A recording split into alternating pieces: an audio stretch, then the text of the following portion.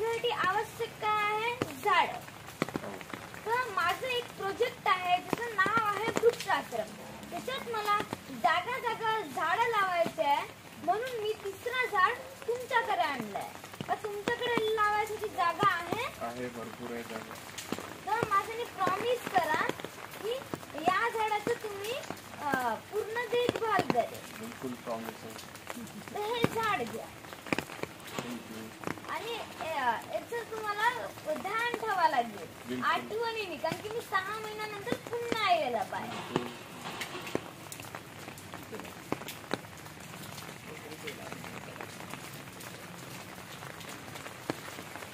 वगैरे आधीच मला मेसेज केला तेव्हाच पटकन गट्टा केला तो. मी कचरा चालच काढला तो. किती कचरा होता.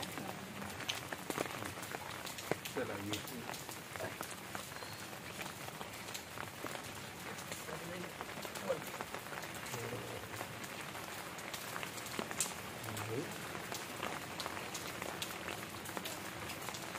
कशाचं आंब्याचं झाड आहे ना? गोड आहे वाटतं ना?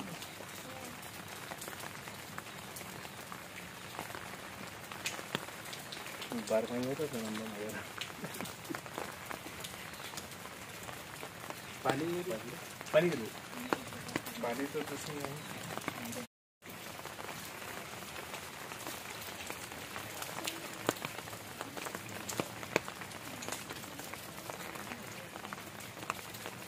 का परत ठीक आहे.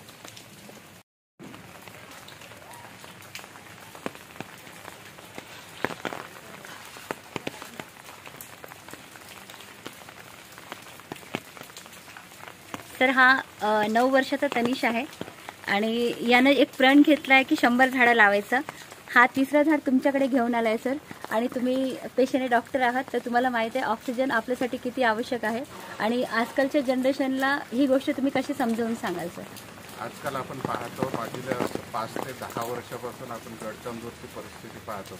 एवढं प्रदूषण झालं आहे की वृक्षतोड आणि काँक्रिटीकरण एवढं झालं आहे आणि याच्यामुळे एवढं प्रदूषण झालं आहे की आपल्याला साधं फिरायला सुद्धा इथे जागा नाही आहे. त्याच्यामुळे ऑक्सिजनचे प्रमाण कमी झाल्यामुळे लोक 2-2 किलोमीटर बाहेर जाऊन झाडामध्ये तिथं फिरायला पाहतात. परंतु परिस्थिती अशी आहे, आता दोष कसं काँक्रिटीकरण किंवा फॅक्टरीमुळे हे सगळं झालं आहे, परंतु आपण दोष त्यांना देऊ शकत नाही. कारण का हा जो ऑक्सिजन किंवा झाडाची वृक्षतोड याच्यामुळे जे परिणाम झाले ते आपण भरून काढू शकतो. ते याची साधी गोष्ट आहे की आपण वृक्ष जर लागवड केली तर हे जे प्रदूषण आहे फार प्रमाणात आपण कमी करू शकतो. कारण का जसं बघतो म्हटलं तर आपण वृक्ष जे आहे ते आपल्याला वटवृक्ष जसं म्हणतो आपण तसे आहे ते, म्हणजे आपल्याला देते ते, फक्त आपल्याकडून काही घेत नाही. माणसं तरी आपल्याकडून काही नाही काही घेत आहेत किंवा नातेवाईक मुलं असं काहीतरी आपल्याकडून घेईल, पण हे वृक्षाला आपल्याला काहीच मागत नाही, पण ते आपल्याला जन्मभर काही नाही काहीतरी देत राहते. त्या हिशोबानं खूप चांगलं आहे. आणि ह्या याने 10 वर्षाचा मुलगा आहे, पण त्याने खूप चांगलं असं म्हणजे सुरुवात केलेली आहे. आणि सर तुम्ही त्यांना आशीर्वाद द्या की त्याचे बाकी 97 झाडं लावण्यात तो यशस्वी झाला पाहिजे. आता मला तिसरं झाड दिलं आहे आणि मी बिलकुल ठेवणार आहे त्याला.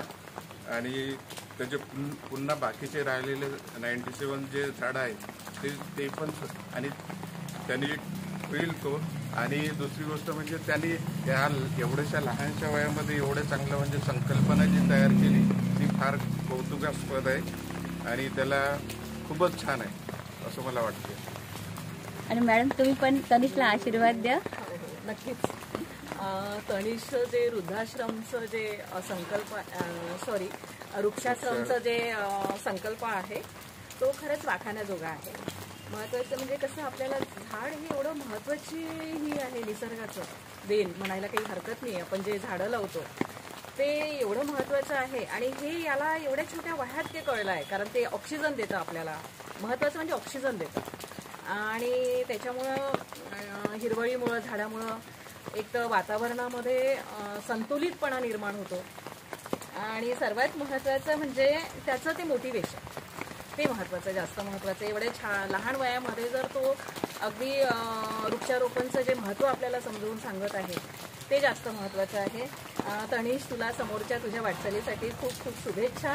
आणि तुझे 99 झाडं देखील परत जे 100 झाडं आहेत ते सगळे झाडं होतील व्यवस्थित. आणि आम्ही तर नक्की तुला प्रॉमिस करतो की 6 महिन्यात तुझं झाड अगदी टवटवीत राहील आमच्या हॉस्पिटल समोर.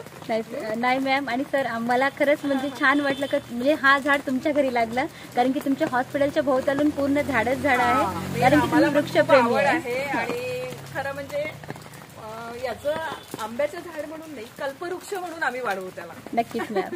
आणि एवढं पाऊस चालू आहे मॅम, तरी पण तुम्ही सगळे उपस्थित आहात. तू काय नवीन जनरेशनला काय सांगू इच्छिते? मी हे म्हणणार, सगळ्यांना हे मेसेज देणार की झाडं जे आहे, आता तसं बघितलं तर डिफॉरेस्टेशन खूप होऊन राहिलं. खूप सारे लोक जे आहे घरांसाठी आणखी झाडं कापून राहिले. फॅक्टरीजमध्ये म्हणजे आपण बघू शकतो फॅक्टरीज पण किती प्रदूषण करून राहिल्या. तर आपण जास्त नाही पण थोडं तर आपल्या निसर्गासाठी झाडं वगैरे लावू शकतो. आपल्या ऑक्सिजनला वाढवू शकतो. त्यांची जे लेवल आहे ऑक्सिजन लेवल ते ऑलरेडी खूप कमी आहे. तर तसं खूप छान काम करून राहिला आहे. मी पण याचा साथ जरूर देणार आहे. नाही, नक्कीच सर. तुम्ही चलो, बाकी सगळ्यांना खूप खूप धन्यवाद, इतका छान वेळ दिला मला. Best of luck.